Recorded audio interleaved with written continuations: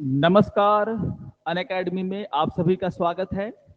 और daily current affairs के आज के इस सेशन में हम एक बार फिर से बिहार से रिलेटेड एक इम्पॉर्टेंट अपडेट के ऊपर चर्चा करेंगे। जैसा कि मैं पहले भी कह बता चुका हूं कि जो बीपीएससी का एग्जाम होने वाला है नेक्स्ट मंथ, उसको आधार बना करके अभी आने वाले कुछ दिनों में हम लोग बिहार के न्यूज़ पर ही फोकस करेंगे।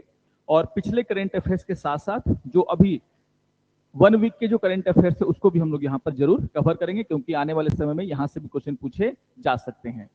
तो आज जिस टॉपिक पर हम लोग डिस्कशन करने वाले हैं, इसको लेकर के आज के हर पेपर में आप देखोगे अपडेट है कि Bihar cabinet approve 5 new industrial area. तो बिहार में जब भी आप देखोगे डेवलपमेंट को लेकर के अगर कोई न्यूज आता है, खास करके कहीं पर इंडस्ट्रियल एरिया बननी है, कहीं पर कोई नई परियोजना लगनी है, वो हमेशा से ही इंपॉर्टेंट रहा, क्योंकि जो डेवलपमेंट बिहार का एक बहुत बड़ा इशू है। और इस तरह की न्यूज हमेशा जो है करंट अफेयर्स में जब भी आएंगे आप देखोगे एग्जाम के लिए इंपॉर्टेंट होंगे। तो आज हम लोग एक इंपॉर्टेंट जो डिसीजन लिया गया है बिहार की कैबिनेट के द्वारा कि 5 जो न्यू इंडस्ट्रियल एरिया जो है यहाँ पर बनाए जाएंगे, इसको हम लोग क्या करने वाले हैं, डिस्कस करने वाले हैं। तो शुरू करते हैं आज के सेशन को। तो यहाँ पर आप देखोगे कि न्यूज ये आया कि with view to expand the industrial area network to boost investment and to create employment opportunity, the Bihar cabinet chaired by the CM Nitish Kumar, उन्होंने जो है कुछ फैसले लिए हैं। तो इसका देखिए, ये जो पूरा का पूरा न्यूज है, इसका अगर हम समरी देखें तो सीधे सीधे यहाँ पर ये बताने का प्रयास किया जा रहा है कि बिहार की सरकार बिहार में जो है इन्वेस्टमेंट और जो एम्प्लॉयमेंट अपॉर्चुनिटी कैसे बढ़े उसको लेकर के काफी सीरियस है। और यहाँ पर यह कहा गया कि वहां की कैबिनेट ने जो है सीएम नीतीश कुमार के अध्यक्षता में जो कैबिनेट की बैठक हुई उसमें यह फैसला लिया गया कि यहाँ पर 2627 एकड़ लैंड, बहुत इंपॉर्टेंट है ये डेटा याद रखिएगा, 2627 एकड़ लैंड जो है वो एक्वायर किया जाएगा at the cost of 812 crore, यानी कि 812 करोड़ में यहां पर बिहार के 5 अलग अलग आप देखोगे जगहों से 2627 एकड़ जो भूमि है उसका एक्वाजिशन किया जाएगा, ताकि ये जो नए इंडस्ट्रियल एरिया हैं उनको क्या किया जाए, डेवलप किया जाए। और ये आप सभी जानते हैं कि जो इंडस्ट्रियल एरिया है वहां पर इंडस्ट्रियल इन्वेस्टमेंट आता है, इंडस्ट्री के इन्वेस्टमेंट आते हैं, और उसके कारण आप देखोगे पूरे बिहार में जो है डायरेक्ट और इनडायरेक्ट जो एम्प्लॉयमेंट अपॉर्चुनिटी है वो क्या होंगे, जनरेट होंगे। तो इसका मेन मकसद क्या है कि बिहार में इन्वेस्टमेंट को क्या करना, बढ़ावा देना। जिस भी स्टेट में आप देखोगे इस तरह के इंडस्ट्रियल पार्क बनाए गए हैं, एरियाज बनाए गए हैं, वहां पर बड़ी बड़ी कंपनियां जाकर के इन्वेस्टमेंट करती हैं, और वहां पर आप देखोगे कि वहां से जो है पूरे राज्य में जो है जॉब अपॉर्चुनिटी क्या होते हैं, क्रिएट होते हैं। तो मेन मकसद आप देखोगे इस पूरे के पूरे डिसीजन का क्या है कि बिहार में इन्वेस्टमेंट और जॉब अपॉर्चुनिटी को क्रिएट किया जाए। तो काफी इंपॉर्टेंट न्यूज है ना, मेंस के लिए भी इंपॉर्टेंट है और प्री के लिए भी। आप देखोगे यहां पर यह कहा जा रहा है कि infrastructure development authority, infrastructure development authority के द्वारा आप देखोगे जो पटना में स्थित है उसके द्वारा क्या किया जाएगा, इन सभी लैंड का एक्वाइजेशन किया जाएगा। तो इस न्यूज पर हम लोग आगे भी डिस्कशन करेंगे, लेकिन इससे पहले कुछ इंफॉर्मेशन है जिसको कि आपको ध्यान में रखना है। आपको ध्यान रखना है कि हमारा जो अनअकैडमी का ऑफलाइन सेंटर है पटना में, जो सेंटर है वहां पर 20 अगस्त से न्यू बैचेस शुरू हो रहे हैं यूपीएससी के। और अगर आप इस बैचेस को ज्वाइन करते हैं, इन बैचेस को ज्वाइन करते हैं, तो आपको फीस में जो है 35% से ज्यादा का ऑफ प्रोवाइड किया जा सकता है। तो इस इंफॉर्मेशन को आपको ध्यान में रखना है। इसके अलावा आपको यह भी ध्यान में रखना है कि जो अनअकैडमी का वेबसाइट है वहां पर भी डेली जो है हर दिन जो है करंट अफेयर्स या फिर अन्य चीजें जो आपके एग्जाम के लिए काफी इंपॉर्टेंट है उससे जुड़े हुई चीजें क्या होती हैं, अपडेट होती रहती हैं।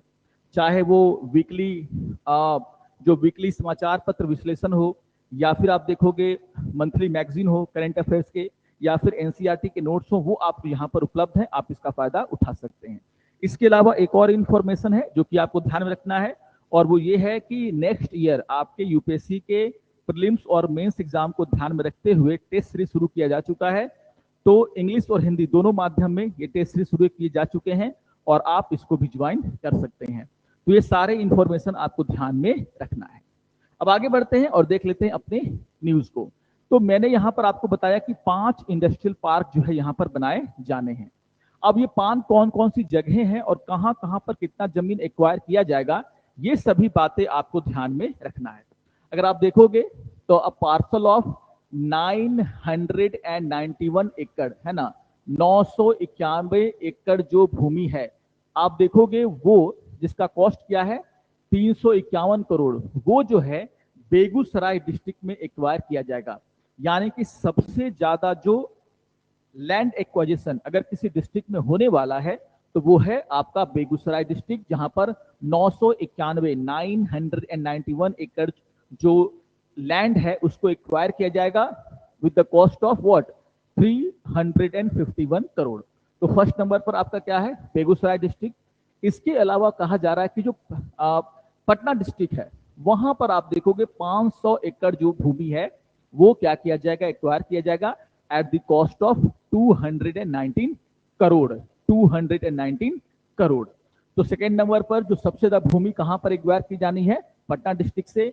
इसके अलावा तो 2 जगह हो गई, इसके अलावा 3 और जगह कौन कौन सी है आपको नाम याद रखने हैं। बेगूसराय है, पटना है, उसके बाद सिवान है। सिवान में तो 167 करोड़ के एकड़ के आसपास जो आप देखोगे जमीन एक्वायर किया जाएगा। तो थर्ड यहाँ पर क्या है सिवान, लेकिन थर्ड नहीं है, इससे ज्यादा आप देखोगे जमीन जो है वो सहरसा, जो बिहार का सहरसा डिस्ट्रिक्ट है, वहां पर आप देखोगे 420 एकड़ जो है जमीन एक्वायर की जाएगी। तो अगर तीसरे पोजीशन पर अगर हमें नंबर वाइज रखना है तो तीसरे पोजीशन पर कौन आएगा सहरसा आएगा।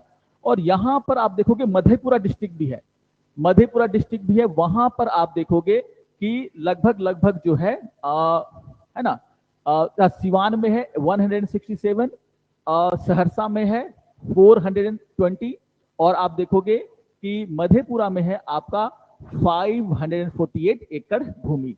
तो अगर हम लोग इसको इस तरीके से अरेंज करें कि कहां से कितनी ज्यादा भूमि एक्वायर की जा रही है तो नंबरिंग थोड़ा सा चेंज होगा।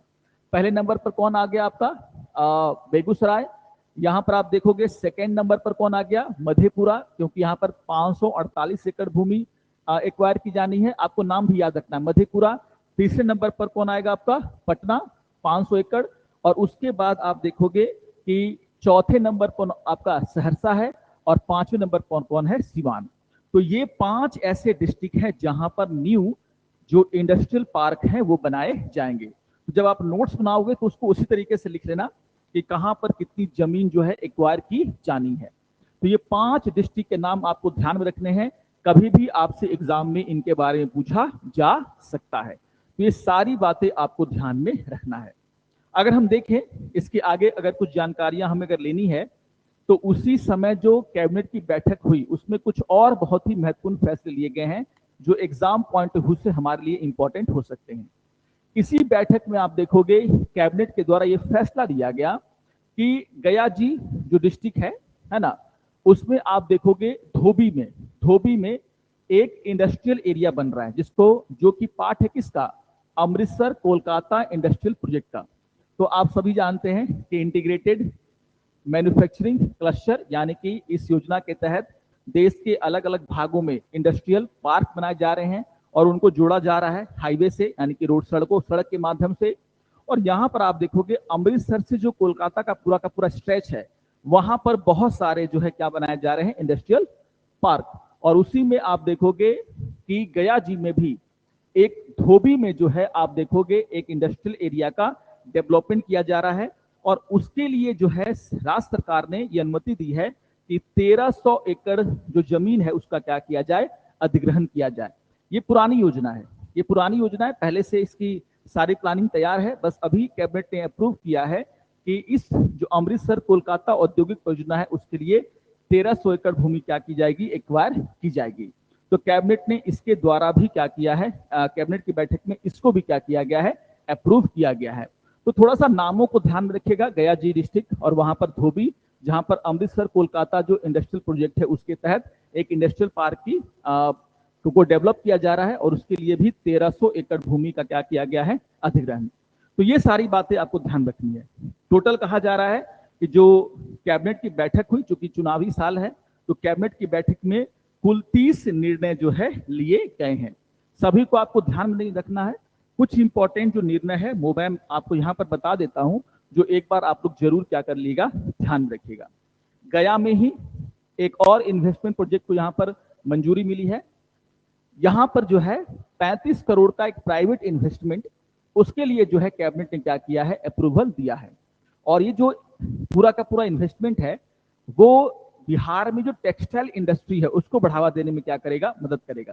क्योंकि यहाँ पर ये कहा जा रहा है कि कैबिनेट का डिसीजन जो हुआ है उसमें क्या किया गया है, 35 करोड़ का जो एक फैक्ट्री है जो कि टेक्सटाइल मैन्युफैक्चरिंग फैक्ट्री है, जहां पर पोलर फ्लैंस, ब्लैंकेट, बेडशीट ये सब जो है बनाए जाएंगे गया में, उसको डेवलप करने के लिए एक प्राइवेट इन्वेस्टमेंट को यहाँ पर क्या किया गया है, इन्वेस्टमेंट के लिए मंजूरी दी गई है।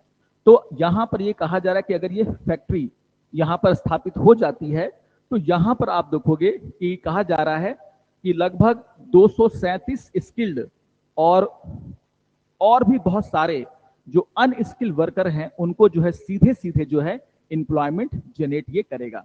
तो कहा जा रहा है कि 600 MTPA मैट्रिक टन का आप देखोगे टेक्सटाइल यहाँ से एक साल में इस फैक्ट्री के द्वारा जनरेट किया जाएगा, जिससे कि आप देखोगे गया जी में आप देखोगे एक बार फिर से एम्प्लॉयमेंट जनरेट की पूरी चांसेस हैं।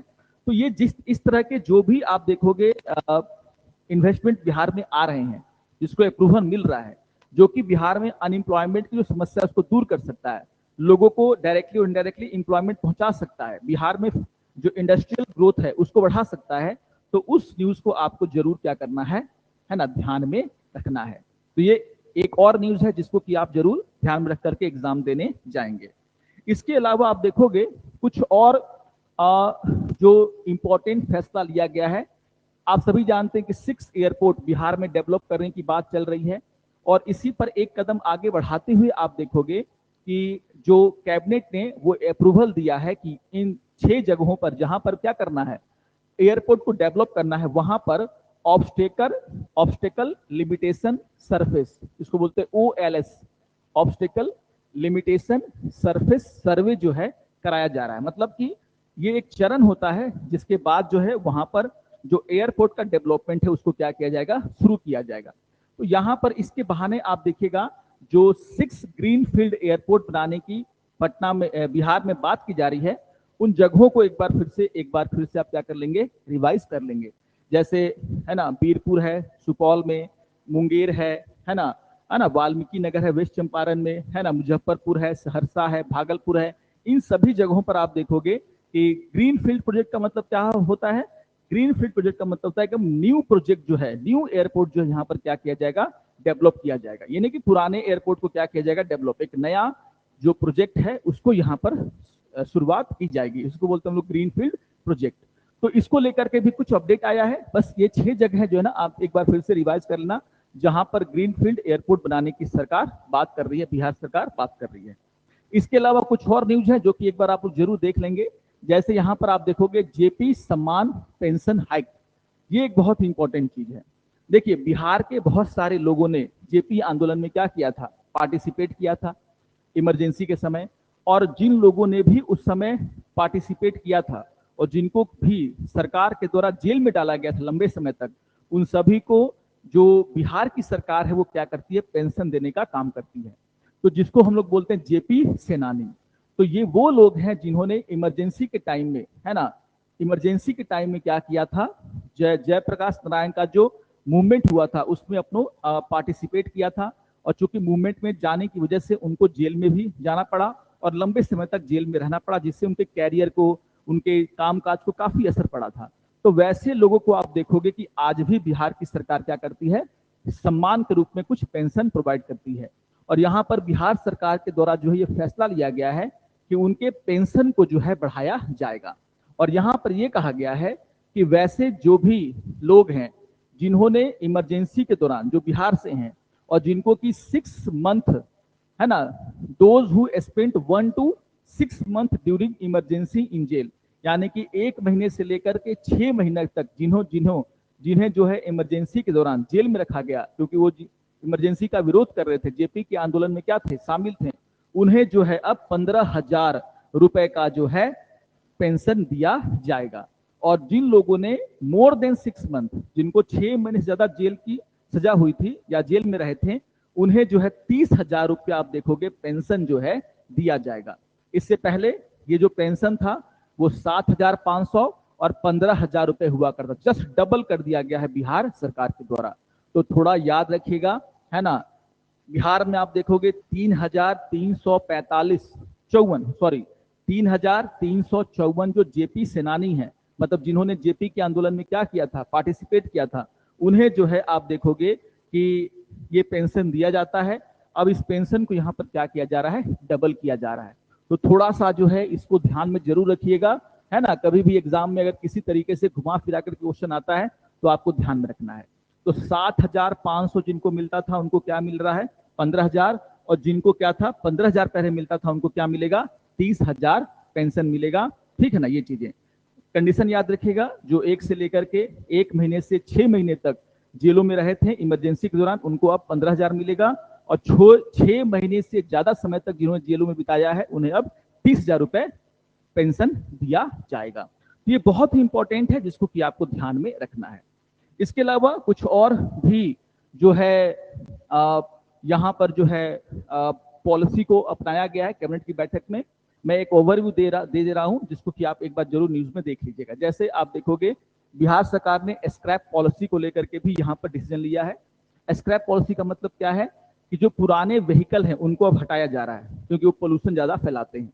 तो यहाँ पर बिहार सरकार ने साफ साफ कहा है कि जो BS1 और जो BS2 व्हीकल जिनके पास हैं, अगर वे लोग जो है ना, अगर वे लोग जो है नया व्हीकल खरीदने के लिए रजिस्ट्रेशन कराते हैं तो उन्हें जो है अगर वो सर्टिफिकेट जमा करते हैं, सर्टिफिकेट ऑफ डिपॉजिट जमा कर देते हैं कि उन्होंने पुरानी गाड़ियों को क्या किया है, डिपॉजिट कर दिया है, हटा दिया है, तो उन्हें आप देखोगे 50% discount for registration of new vehicle, यानी कि नए व्हीकल के रजिस्ट्रेशन में उनको 50% का डिस्काउंट बिहार सरकार देने वाली है।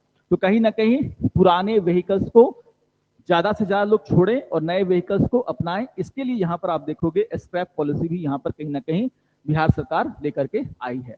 तो थोड़ा सा कितना यहाँ पर छूट दिया जा रहा है इसको भी आप क्या करेंगे, देख लेंगे। ठीक है ना, ये चीजें।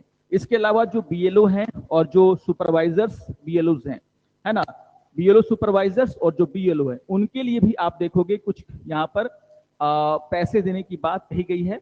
और यहाँ पर जो कैबिनेट ने फैसला लिया है कि जो BLO सुपरवाइजर हैं और जो BLOs हैं, है ना, उनको आप देखोगे कुछ पैसे जो हैं एनुअली दिया जाएगा। अब यहाँ पर ये कहा जा रहा है कि BLO को 14,000 रुपए, है ना, against the existing annual harmonium, पहले उनको 10,000 मिलता था, अब उनको कितना मिलेगा, 14,000। और जो BLO सुपरवाइजर हैं उनको जो है ना, पहले मिलता था 15,000, अब उनको कितना मिलेगा, 18,000। तो ये सब चीजें थोड़ा सा देख लीजिएगा क्योंकि यहाँ पर अभी जो SIR की पूरी प्रक्रिया है उसमें BLO का बहुत बड़ा क्या है, योगदान है। तो यहाँ पर अगर कभी कुछ पूछ लिया गया SIR से या BLO से तो आपको ध्यान में रखना है। ये कुछ ऐसे अपडेट हैं जो कल हुई बैठक में, कैबिनेट की बैठक में इंपॉर्टेंट तरीके से निकल करके सामने आए हैं। तो हम लोग एग्जाम देने जा रहे हैं, तो जो भी अभी 1-2 दिनों में और भी जो इंपॉर्टेंट न्यूज आएंगी उसको जरूर आप लोग ध्यान में रखिएगा।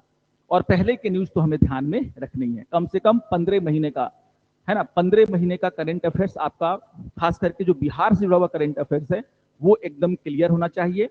15 महीने ओवरऑल और कम से कम 7 से 8 महीने, यानी कि अगस्त से लेकर के आप देखोगे नवंबर दिसंबर तक का तो आपके पास एकदम अच्छे तरीके से आपने उसको कवर किया हो, ये बहुत ही क्या है, जरूरी है। तो इलेक्शन का समय है और बिहार सरकार के द्वारा जो भी इंपॉर्टेंट फैसले लिए गए हैं, योजनाओं के द्वारा या फिर जो भी फैसले लिए गए हैं, उनके पूछे जाने की पूरी संभावना है। इस बात को आप लोग जरूर ध्यान में रखेंगे। तो ये था आज का करंट अफेयर्स। आशा करता हूं कि आप सभी को समझ में आया होगा। अगर आपको अच्छा लगे तो जरूर आप इसको लाइक करेंगे, अपने कमेंट हमें देंगे, दूसरों को शेयर भी करेंगे ताकि ज्यादा से ज्यादा जो BPSC के एस्पिरेंट्स हैं वो इसका लाभ उठा सकें। तो मिलते हैं नेक्स्ट सेशन में ऐसे ही इंपॉर्टेंट डिस्कशन के साथ। तब तक के लिए नमस्कार और धन्यवाद।